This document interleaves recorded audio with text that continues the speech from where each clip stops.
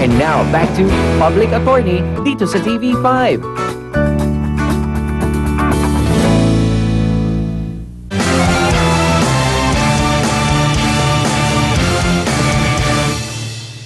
Sabi nga kung sino ang may bait, dapat siya na ang nagpapasensya. Pero ano nga ba ang dahilan na tila naubusan na siya ng pasensya para tutukan niya ng baril ang dalawang anak ni Jenny? Sa pagkakataong ito, pakinggan naman po natin ang bersyon ng kwento ng inirereklamong si Brix Calma. Ikaw naman ang aking papakinggan ngayon. Ano ba ang masasabi mo sa reklamo laban sa'yo? Yung sinasabi niya po na tinutukan ko po yung dalawa niyang anak, actually po, hindi po talaga sila tinutukan. Na pare. Lasing ka na kasi, kaya tinamasin na naman. Tinamahan ko yung ibon. Kumbaga sa ano po, nung nataon ba po yung alok na iniinom namin dahil sa paglalaro po nila, dahil una po yan, binabawal ko na po yan. Sama ng matatanda to, uwi, alika, uwi. Eh, ikot na pong ikot doon, lalo na po yung bakla niya pong anak, may pagkalandian po kasi. Kasi yung misa po, pagka umiinom po kami, katulad po noong December 25 po, umiinom po kami noon. Yung anak niya pong bakla, imbis na nasa kanila po, kasama po yung mga magulang, eh nasa amin po, doon po sila nag-iikutan. Nakita mo, tinamaan ko pare. Hi, kuya. Pare. Umuwi nga kayo, lintik. Huwag nga kayo, baka perwisyo kayo. Ang hinakunan ko naman po sa kanila, bakit hindi siya doon sa kanila? Eh yung pala pong 25 na yun, nainis na po talaga ako doon sa anak na bakla na yun. Teka. Bakit bakla ang tawag mo? Wala bang pangalan yung batang yun? Hindi ko naman po kasi alam yung pangalan niya eh. Porky naman kasi bakla po, teka, ganyan tsaka po yung sasabi ginagawa mo. nila. Porky bakla po yung anak ko, bakla na lang ng Oo bakla nga, yung nagsasalita tinatawag ka nila. Na parang naglalandian, sabi mo. Ano yun? Hindi, kasi po, yung anak niya po, pagka nasa amin po, yung mga bisita ko po na mga kumpare ko, pagkatapos minsan nakikiupo na lang ho siya basta-basta. Tapos minsan po, yung pag sa ano, parang nagpapakitang... Ilan pa silang naglalaro noon? Ano po sila, bali apat po sila. 4. Opo. Oh, sino yung dalawa pa bukod sa dalawang anak ni Jenny? Yung pong iba pong sa kapitbahay po namin. Oh. Yung po, mga kalaro po nila yon. Eh, yung dalawa po na yon, nung binawal ko po, umalis na po sila. Eh, yung pong dalawang magkapatid na yan, talagang matigas po ang ulo. Hindi po, ayaw po nilang pabawal. Hanggang sa December 26 po, alas 5 nga po yun, nag-ano po sila, baga sa ano, nagtakbuhan na lang po doon. Eh, umiinom pa rin po kami ng mga kumpare ko no, dahil sa tinuloy po ng yun ng pagdiriwang po namin sa 25. Karugtong. 25 yung Opo. 26 nyo. Opo, Marami silang pera eh, kaya yung Pasko nila, araw-araw na. Baga sa ano, kasiyahan lang naman po yun eh. Kasiyahan lang po nung ano. Paano mo tinutok yung baril? May baril ka nga ba nun? Meron po akong baril, pero hindi ko po talaga tinutok na ginanya ko po sa kanila paano yung mo baril. pinakita Yung sa baril mga po, bata? nung ano, kinuha ko po doon sa may, sabitan po sa may bahay namin, nakasabit po kasi yun eh. Doon po sa may pintuan po namin. Tapos kinuha ko lang po na ganyan, pero hindi po siya tinutukan ng ganyan. Ang inano ko lang po, inahawak ko lang po yung baril. Ay sabi ko sa inyo, bago pa kayo pagbabarilin, umalis na kayo. Bago ko kayo pagbabarilin, magsiuwi na kayo? Ano sabi mo? Oo, sinabi ko ho yun. Pero hindi ko po sila tinutukan po ng baril. Kumbaga sa ano po, tinatakot ko lang po para madala po Tinakot mo? sila. Tinakot ko lang po, pero hindi ko po tinutok yung baril. Teka. Ano ba yung mga bata na yun? Bakit kailangan takutin mo? Mga magnanakaw ba yung mga bata na Hindi yun? ho, kasi masyado silang malilikot eh. Oh, sino Teka, ba? ilan ba kayo nagiinuman nun? 5 ho kami. Bakit parang may bias ka doon sa bata? Ang tawag mo nga ay bakla. Bakit ganon?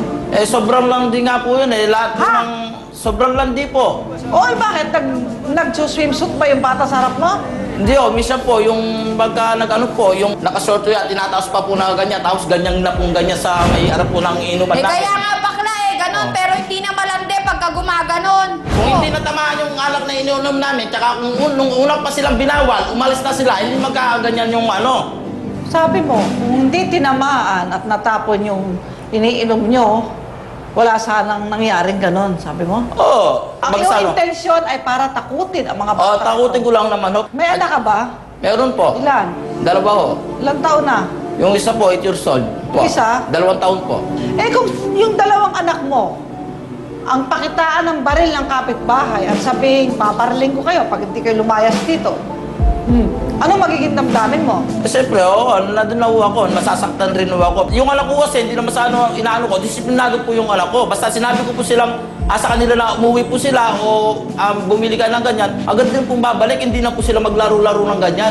Dahil disiplinado po yung anak ko eh. Talagang disiplinado yun. Siguro tinututukan mo rin. Kahit naman ako anak mo, kung lagi mo ako tututukan, Yung anak mo, alam mo ugali ng mga anak ko.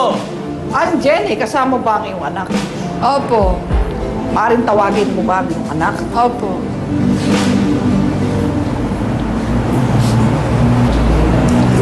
Nais kong tanungin ka, Iho, ano ba ang naramdaman mo nung mangyari na tutukan kayo ng baril ni Mang Bricks? Natakot po ako. Natakot ka? Opo. Nag-aaral ka ba? Opo. Anong year mo na? First year po. First year? Ano ba ang sinabi sa'yo, sa inyo nitong si Bricks? Sabi niya po, umalis kayo dito, kundi babariling ko kayo, bawal po ang bakla dito. Sinabi niya ganon? Opo.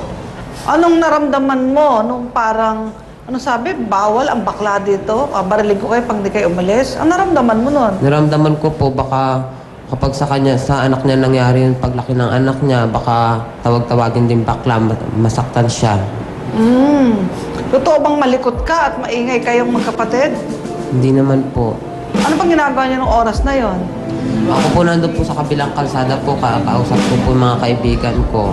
Tapos po nung nakita ko po, tinulak niya po yung kapatid ko. Bigla po akong tumakbo, tapos tinayo ko po yung kapatid ko. Pagtayo po namin nun po, tinutukan po kami ng baril. So hawak niyang gano'n yung baril. Tinutok talaga sa inyo. Wala mo siyang ginalaw-galaw doon sa baril? Wala? Meron. Meron po dito, kinaskasag yung ibabaw. Nagkasapa siya.